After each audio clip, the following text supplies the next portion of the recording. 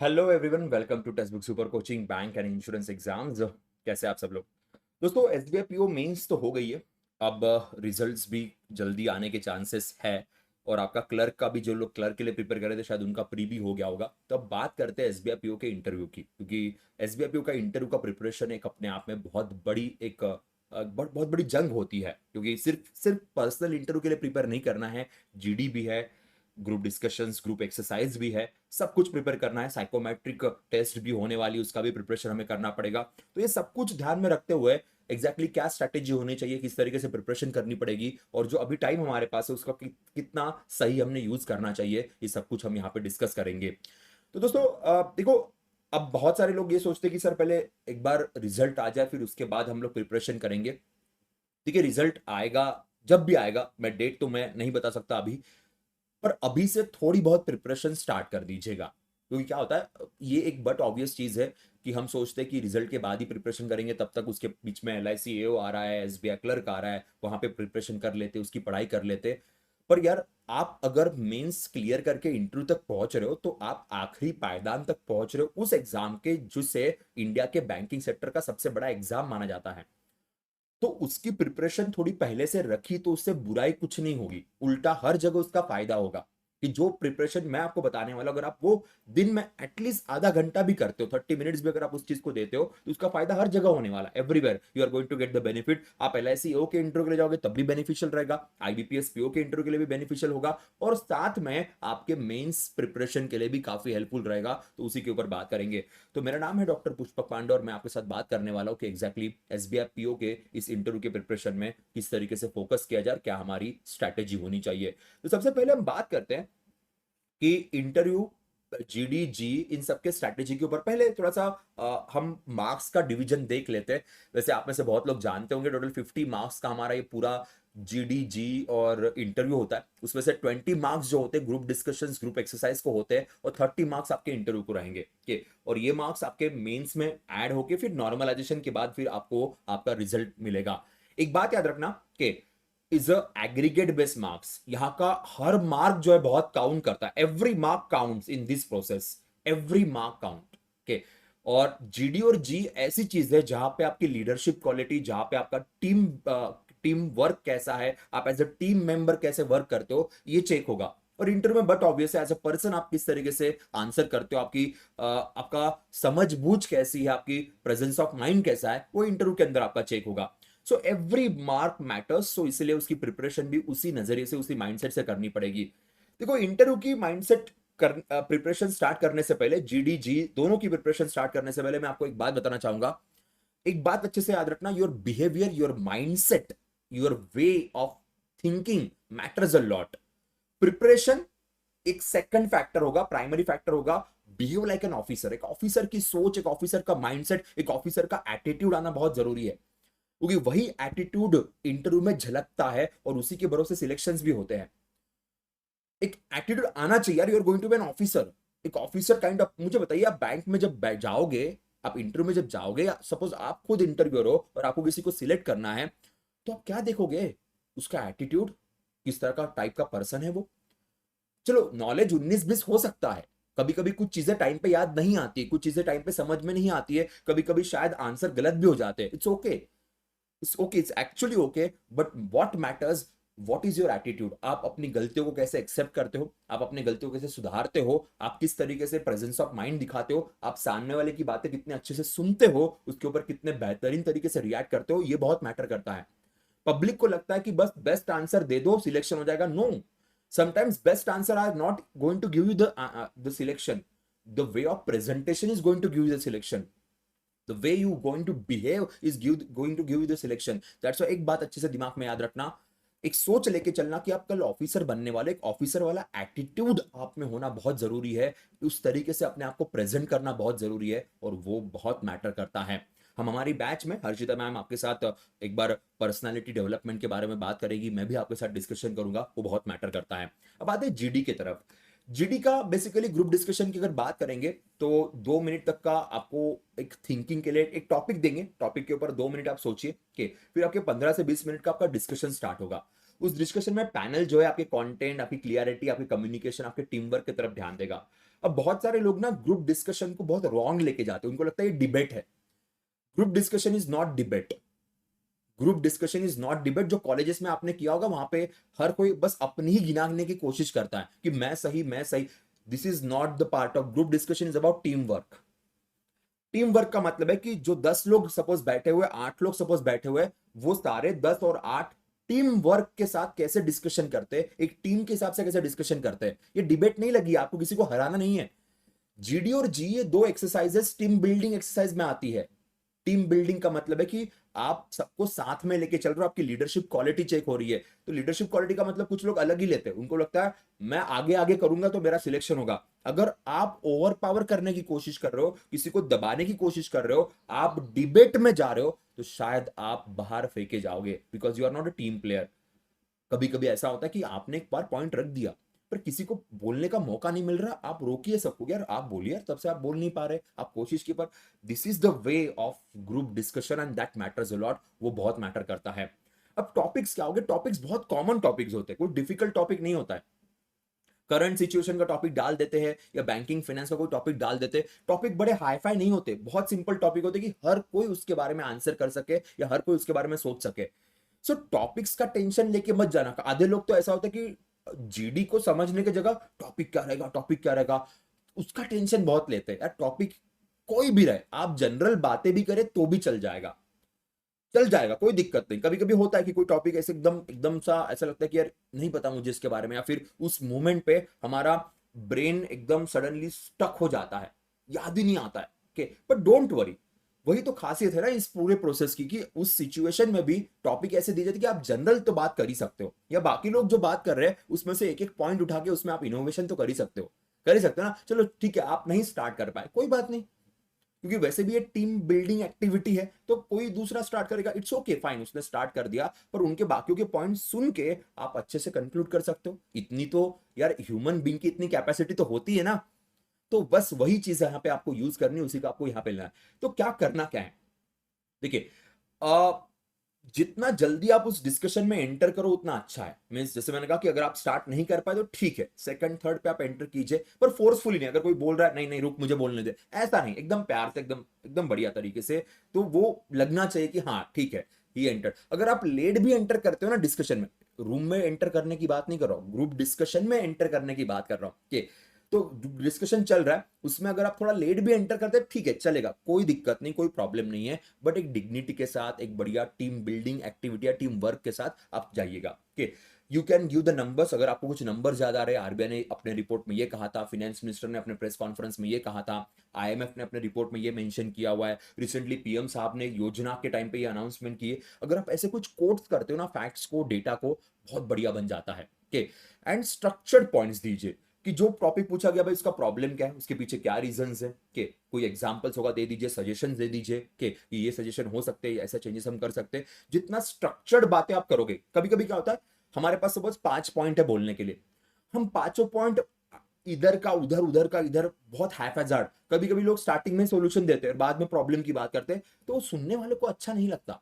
तो इसलिए जो टॉपिक दिया गया, जैसे फॉर एग्जाम्पल बात की क्रिप्टो करेंसीज की, सो क्रिप्टो करेंसी की प्रॉब्लम्स क्या है, वो प्रॉब्लम्स क्यों हो रहे हैं, एग्जैक्टली उसका एग्जांपल दीजिए कि वो प्रॉब्लम्स के इंपैक्ट कैसा होता है इकोनॉमी के ऊपर, फिर उसके लिए क्या सजेशंस है कि इंडियन इकोनॉमी 5 ट्रिलियन की बन रही है, तो बन रही है तो उसके लिए हमें क्या करना चाहिए, क्या प्रॉब्लम्स हम फेस कर रहे हैं, प्रॉब्लम्स के पीछे क्या रीजंस है, उसके लिए क्या सॉल्यूशंस हम दे सकते हैं। तो जो स्ट्रक्चर तरीके से जाओगे ना, तो बहुत अच्छा इंपैक्ट होता है कि।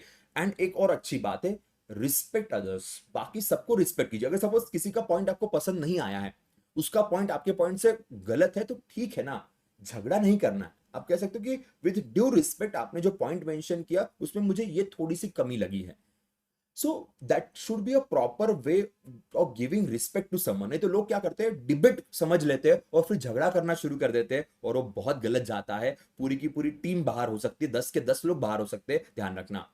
एक और बात, don't try to dominate the discussion. Discussion सब में इक्वल जाना चाहिए, डोमिनेट नहीं करना है, it should be equal. Don't interrupt. दूसरा, साइलेंट भी मत बैठो कि नहीं, शांति बैठे, ऐसा नहीं, बी पार्टिसिपेटिव। डोमिनेट नहीं करना इसका मतलब साइलेंट बैठना ऐसा भी नहीं, दोनों एक्सट्रीम चीजें होती है। पार्टिसिपेटिव, हंसी मजाक जोक्स एंड ऑल, क्योंकि डिस्कशन हो रहा है ना, तो डिस्कशन में तो थोड़े बहुत जोक्स भी हो सकते हैं। आप एग्जाम्पल्स में जोक्स डाल दीजिए, थोड़ा सा फनी एलिमेंट डाल दीजिए। मैं ये नहीं कह रहा हूं कि एकदम एब्रप्ट कुछ भी नॉनसेंस जोक कीजिए, उसी में उसी एनवायरमेंट में, so that will create a good, क्यों समझ में आता है कि यार ये अभी मिले हैं, ये 10 बच्चे अभी मिले हैं, but the way this 10 people are discussing, it's really very good. Means इनको अगर हम सिलेक्ट करते हैं किसी भी ब्रांच में भेजते हैं, वो उस ब्रांच में तुरंत उस ब्रांच के सबके साथ घुल मिल के काम करेंगे, ये एटीट्यूड दिखता है। और एक सबसे इंपॉर्टेंट बात, एक्सट्रीम पॉलिटिकल और एक्सट्रीम रिलीजियस व्यूज नहीं रखना। आप किसी भी रिलीजन से बिलोंग करते होंगे, हर रिलीजन को रिस्पेक्ट देनी, ये हमारी संस्कृति है, ये हमारा कॉन्स्टिट्यूशन सिखाता है। पॉलिटिकल कमेंट्स नहीं करना है। पॉलिटिकल लीडर्स वो अपना काम कर रहे हैं अपने लेवल पे, हमें अपना काम करना है अपने लेवल पे। हम अपना काम भूल जाते हैं और किसी पॉलिटिकल लीडर के बिल्कुल पीछे पड़ जाते हैं, या किसी की बहुत ही तारीफ करेंगे, किसी की बहुत ही गाली मारेंगे। Don't go extreme, because this extreme things are going to hamper things, बहुत हैम्पर करता है। क्योंकि आधी जनता को समझ में नहीं आता कॉन्स्टिट्यूशन ऑफ इंडिया है क्या, सिर्फ कभी जिंदगी में नाम सुना होगा, और वो भी व्हाट्सएप यूनिवर्सिटी से, इसलिए बड़ी तकलीफ, बड़ी प्रॉब्लम होते हैं। ऐसी हरकतें मत करना, बिकॉज ऐसी हरकतें आपका सिलेक्शन 100% रोकने वाली है, और आपको शायद पता भी नहीं चलेगा कि आपका सिलेक्शन क्यों, क्योंकि आप समझ ही नहीं पाए गलतियां कहां पे हो रही है। ये बहुत जरूरी है, so don't do such kind of things. Then we talked about group exercise. Group exercise ये बेस्ट टीम बिल्डिंग एक्सरसाइज है। तो यहाँ पे ना आपको एक सिचुएशन दी जाएगी, सिचुएशन रहेगी, 8 to 10 पॉइंटर्स मेंशन करेंगे, उसको आपको प्रायोरिटी या रैंक के हिसाब से लगाना है। ओके, तो जैसे एग्जांपल यहाँ पे मैंने दिया, you are a bank branch manager which limited funds. तो आपके एज अ टीम कि पहले आपको एजुकेशन लोन देना है, एमएसएमई करना है या हाउसिंग देना है, तो किस तरीके से प्रायोरिटी पे आप लगाओगे, तो इस तरीके से कंसेप्ट होता है। तो उसमें आपको प्रायोरिटी के हिसाब से चीजों को इंप्लीमेंट करना पड़ेगा कि आप कहां पे वर्क कर रहे हो, और उसमें पूरी टीम मिलके डिसाइड करती है, पूरी टीम मिलके डिसाइड करेगी, तो उसमें decision making, logical thinking, team work, ये सब कुछ चेक होता है। तो आप में से कितने लोग एग्री करते हैं, कितने डिसएग्री करते हैं, सबको पूछिए। अगर 10 में से 8 लोग एग्री कर रहे हैं, 2 लोग डिसएग्री कर रहे हैं, तो पूछे भाई क्यों डिसएग्री कर रहे हैं, आपके क्या पॉइंटर्स है, कि अगर उनके पॉइंटर्स लेजिटिमेट होंगे, तो ऑब्वियसली नंबर चेंज हो सकते हैं, आपकी प्रायोरिटी चेंज हो सकती है। So talk to everyone. कभी कभी हम लोग ये सोचते हैं 8 लोग हाँ कर रहे हैं, 2 लोग नहीं कर रहे, छोड़ दो इन दो को, कि ऐसा नहीं। एवरी मेंबर्स कंसर्न मैटर्स की बात कीजिए, और उसके हिसाब से अपने पॉइंटर्स को प्रेजेंट कीजिए, क्योंकि वो टीम वर्क दिखाई देता है, शो करता है, और वो बहुत मैटर करेगा। इसके बारे में भी हर्षिता मैम आपके साथ बहुत अच्छे से यहाँ पे डिस्कशन करेगी, और आपको बताएगी कि इसे किस तरीके से इंप्लीमेंट करना है। फिर आते हैं पर्सनल इंटरव्यू या इंटरव्यू की तरफ। इंटरव्यू में 2-4 टाइप के सवाल आते हैं। सबसे पहले एचआर क्वेश्चन, जिसे हम लोग कहते हैं, दैट इज पर्सनल क्वेश्चन, कि भाई tell me about yourself, कि वाई बैंकिंग एसबीआई में क्यों आना है, फिर आपका स्ट्रेंथ क्या है, वीकनेस क्या है, आपके एजुकेशन का बैकग्राउंड क्या है, उसका क्या फायदा है। ये पर्सनल क्वेश्चन और बहुत आसान होते हैं। इसके जवाब गूगल पे मत ढूंढना, पर्सनल क्वेश्चन के जवाब खुद को पूछो, ये आपके खुद के बारे में है। हम खुद के बारे में ना गूगल में ढूंढते, एआई में ढूंढते, यूट्यूब पे ढूंढते, जो बहुत नॉनसेंस चीज होती है।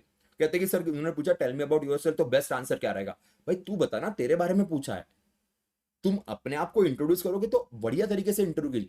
बहुत लोग क्या करते हैं, कॉपी पेस्ट करते हैं, ये प्राइवेट प्राइवेट वाले आंसर्स कॉपी पेस्ट करते और चिपका देते हैं। वो लोग पागल बैठे, उनको उनको ऐसे वो खुद ही बोलते भाई तुम्हारे बारे में बताइए, कॉपी पेस्ट मत बताइए। So give your own answers, कि आप क्यों बैंकिंग की तरफ आए, आपको क्यों लगा कि आपने एसबीआई में जाना चाहिए, क्यों लगा कि आपकी क्या वीकनेस है, आपके क्या स्ट्रेंथ है। अब और खुद के स्ट्रेंथ और वीकनेस अगर आप गूगल पे ढूंढ रहे हो, तो फिर आपको तो भाई धन्यवाद है, आपको तो हाथ जोड़ना पड़ेगा कि खुद के स्ट्रेंथ और वीकनेसेस भी आपको ढूंढने पड़ रहे हैं। अगर आपको लगता है कि सर हम अपनी सही तरीके से प्रेजेंट नहीं कर पा रहे, तो प्रेजेंटेशन सीखिए, प्रेजेंटेशन पे काम कीजिए, पर आंसर्स मत ढूंढिए, आंसर्स खुद को पूछिए। जितना नेचुरल, जितना ओरिजिनल, जितना ऑनेस्ट आएगा, उतना आपको बहुत अच्छे मार्क्स मिलेंगे। देन बैंकिंग इकोनॉमी बेसिक पूछते हैं। अब बहुत सारे स्टूडेंट्स हैं शायद बैंकिंग इकोनॉमी मेंस पढ़ते वक्त वही पढ़े थे एमसीक्यू वाली, या शायद नहीं अच्छे से याद आ रहा, तो कोई बात नहीं, कोई एक टॉपिक अच्छे से करके जाना।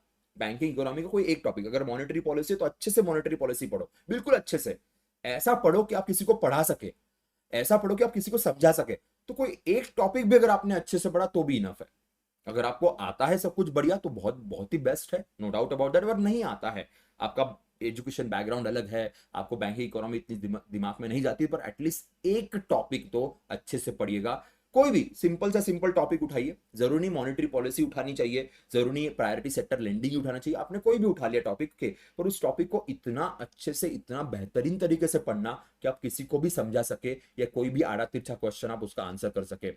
करंट अफेयर्स जो रिसेंट न्यूज है, अब यहाँ पे करंट अफेयर्स पढ़ने का मतलब मेंस के हिसाब से मत पढ़ना, नहीं तो लोग ना मेंस के हिसाब से पढ़ते हैं, फिर मेंस के नोट्स निकालते हैं, फिर उसी को नहीं। यहाँ पे current affairs means they are going to ask about क्या न्यूज चल रही है, उस न्यूज का क्या है। जैसे फॉर एग्जांपल ट्रंप ने टैरिफ लगाया तो उसका इंपैक्ट क्या होगा। हम मेंस के लिए क्या पढ़ रहे थे, मेंस में बहुत लोगों ने पढ़ा होगा ट्रंप ने कितने परसेंट टैरिफ लगाया, तो 50% याद करके गए होंगे। वो कोई नहीं पूछेगा, पूछेगा ये कि भाई what will be the impact of that. Chabahar port की बात अभी फिलहाल चल रही है, छब्बार पोर्ट का क्या इंपैक्ट इंडियन इकोनॉमी के ऊपर होगा। तो ये जो अंडरस्टैंडिंग बेस्ड चीजें होती है, जैसे अभी फेडरल रिजर्व ने अपने रेट्स कम कर दिए, तो रेट्स कम करने का हमारे ऊपर क्या इंपैक्ट होगा, तो ये चीजें थोड़ी सी देखनी बहुत जरूरी है। And then situational question, situational question का मतलब you are a branch manager, तो उस सिचुएशन के हिसाब से आपको कुछ सवाल पूछे जाएंगे। सिचुएशनल क्वेश्चंस के ऊपर तो हम मॉक में आपके साथ बातचीत करेंगे, उसका थोड़ा सा हम आपको गाइडेंस देंगे ही, कि ऑब्वियसली सभी के बारे में मैं आपको गाइडेंस दूंगा, पर एक बात याद रखना, what kind of mentality we should have. Interview सबसे इजी स्टेज होती है, फ्रैंकली स्पीकिंग इंटरव्यू सबसे इजी स्टेज होती है। लोग उसे फालतू के सोच, अननेसेसरली ओवर थिंकिंग के चक्कर में उसको बर्बाद कर देते हैं। इधर उधर के वीडियो, इधर उधर के ब्लॉग्स पढ़ पढ़ के, गूगल पे सर्च कर करके अपनी खुद की ओरिजिनल आइडेंटिटी गवा बैठते हैं, और जो अपनी ओरिजिनल आइडेंटिटी गवा बैठेगा उसका इंटरव्यू क्लियर नहीं होगा। जो अपनी ओरिजिनलिटी मेंटेन करेगा और अपने ओरिजिनल माइंडसेट को रखेगा, बढ़िया बढ़िया तरीके से, बढ़िया तरीके से रखिए, बहुत अच्छे तरीके से प्रेजेंट कीजिए, एक ऑफिसर की तरह प्रेजेंट कीजिए। सिलेक्शन है, देखिए हर इंसान में कुछ पॉजिटिव कुछ निगेटिव होते हैं, पर वो इंसान जो अपने निगेटिव को समझता है और उन निगेटिव के ऊपर काम कर रहा है, ऐसा दिखा भी रहा है कि भाई हाँ मैं काम कर रहा हूँ, है मेरे में निगेटिव्स है, मेरे में वीकनेसेस है, कोई बात नहीं, बट मैं उनके ऊपर ओवरकम कर रहा हूँ। जो अपनी स्ट्रेंथ को समझता है और स्ट्रेंथ को ओवर कॉन्फिडेंस में नहीं कॉन्फिडेंस में रखता है, वो सिलेक्ट होता है। नहीं तो कुछ लोग कहते हैं हाँ मैं तो ऐसा ही हूं, over confident, not going to get selected, okay, underconfident, not going to get selected, but the person who can manage or who can balance things, ये सिलेक्शन लेके आएगा, ये ध्यान रखना। सो आंसर्स गलत हुए चलेगा, नहीं आए चलेगा, but how you are going to present yourself, that matters a lot, तो उसी के ऊपर काम करना है। अब क्या करना है, अभी अभी आज से अगर आप अभी से प्रिपरेशन कर रहे हो तो डेली बेसिस पे कोई ना कोई न्यूज़पेपर पढ़ो, the Hindu, Indian express, business standard, times of India, जो भी नेशनल लेवल पेपर पढ़ना है पढ़ो, बिल्कुल पढ़ो। न्यूज़पेपर पढ़ो के, एडिटोरियल पढ़ो, पूरा पढ़ो। आप कहोगे सर समझ भी नहीं आ रहा, चलेगा, पढ़ो क्या चल रहा क्या नहीं। यहाँ पे मेंस के एंगल में पढ़ाई नहीं करनी है, यहाँ पे वो एमसीक्यू सॉल्व नहीं करने हैं, यहाँ पे पढ़ने का मतलब है समझना है क्या चल रहा है, ये आजकल क्यों हो रहा है ऐसा। H1B वीजा के ऊपर फाइन लगाने से क्या इंपैक्ट होगा इंडियन इकोनॉमी के ऊपर, क्या इंडियन इकोनॉमी इससे बाहर निकलेगी, जीडीपी के नंबर, सॉरी जीएसटी में 5 और 18% लाने से क्या फर्क पड़ेगा। ये जो अंडरस्टैंडिंग वाली चीजें होती है आपको न्यूज़पेपर से समझ में आएगी, तो एटलीस्ट 30 मिनट्स न्यूज़पेपर पढ़िए, आर्टिकल्स पढ़िए के। आरबीआई, इकोनॉमिक टाइम्स में कुछ फाइनेंस ओरिएंटेड कुछ नए अनाउंसमेंट्स आ रहे हैं, वो पढ़िए के। और मॉक इंटरव्यूज, देखो मॉक इंटरव्यूज तो मैं, हम लोग 2 से 3 मॉक इंटरव्यूज आपके लेने वाले, जीडीजी भी हम आपके लेने वाले के, वो, बट उसके पहले मैं कहूंगा कि सपोज एक टॉपिक है कि आप आईने के सामने खड़े रहिए और खुद को आंसर दीजिए, my name is this, why I am in banking sector, मैंने क्या, खुद, और खुद रिकॉर्ड करके रखो साइड में, या खुद कैमरा लगा दो कि रील्स बनाते ही है ना, बहुत सारे लोग रील्स बनाते हो, कैमरा लगाइए और खुद का खुद रिकॉर्ड कीजिए। जब आप खुद का रिकॉर्डिंग देखोगे ना, पर्सनल क्वेश्चंस या जो भी आंसर्स आप दे रहे हो, ऐसे अपने आप को पूछो और आंसर करो, तो आपको समझ में आएगा कि आपके एक्सप्रेशंस कैसे होते हैं, आपके बिहेवियर कैसा होता है, आपके हैंड जेस्चर्स कैसे होते हैं, ये आपको दिखाई देगा। फिर जो बेसिक चीजें अपने घर वालों से बोलो, कि कोई आपके घर में कोई होगा बड़े, जो बड़े पोस्ट पे है, भाई, आपकी बहन, आपके पापा, आपकी मम्मी, तो उनको बोलो कि 2 4 सवाल मुझे पूछे, कि जब तक आप ये प्रैक्टिस नहीं करोगे ना तो वो कॉन्फिडेंस नहीं आएगा। फिर हम तो आपका मॉक लेंगे ही, हम आपका मॉक लेंगे, हम उसमें और टेक्निकल चीजें आपको बताएंगे, पर ये 2 4 बेसिक चीजें करिए, स्पेशली वो लोग जो इंट्रोवर्ट होते हैं, जो कहते हैं ना कि सर डर लगता है, सर इंग्लिश भाषा नहीं आएगी, सर हिंदी में दे सकते हैं क्या, सर कैसा का आंसर करना नहीं पता, सर लाइफ का पहला इंटरव्यू है, जिनको ये लग रहा है वो ये करना शुरू कर दो, कर दो, शुरू कर दो अभी। जैसे ही आपका मेंस का रिजल्ट आएगा हम मॉक लेना शुरू करेंगे।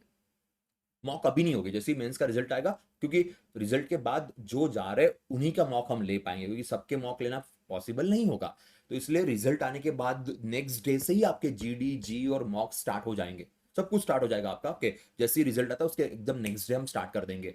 पर तब तक आप ये करो, इसका बहुत फायदा होता है, इसका बहुत हेल्प मिलती है। तो आप न्यूज़पेपर पढ़ोगे, आप थोड़ा सा जो रिसेंट बैंकिंग न्यूज आ रही है उसकी तरफ ध्यान दोगे। बैंकिंग न्यूज में वो मत देखना कौन से बैंक ने किसके साथ टाई अप किए, कौन से बैंक ने कौन सा इंश्योरेंस किया, ये फालतू चीजें मत देखना। आरबीआई, पीआईबी या फिर फाइनेंस मिनिस्ट्री कौन से अनाउंसमेंट्स कर रही है, उससे क्या इकोनॉमी के ऊपर इंपैक्ट होगा, वो जो इंटेलेक्चुअल चीजें होती है ना वो देखना, क्योंकि इंटरव्यू इज अबाउट इंटेलेक्चुअलनेस, वो देखनी बहुत जरूरी है, तो आपके लिए इंपॉर्टेंट है। अब थोड़े पेन पॉइंट्स आपके साथ डिस्कस करता हूँ। कॉमन पेन पॉइंट्स क्या होते हैं?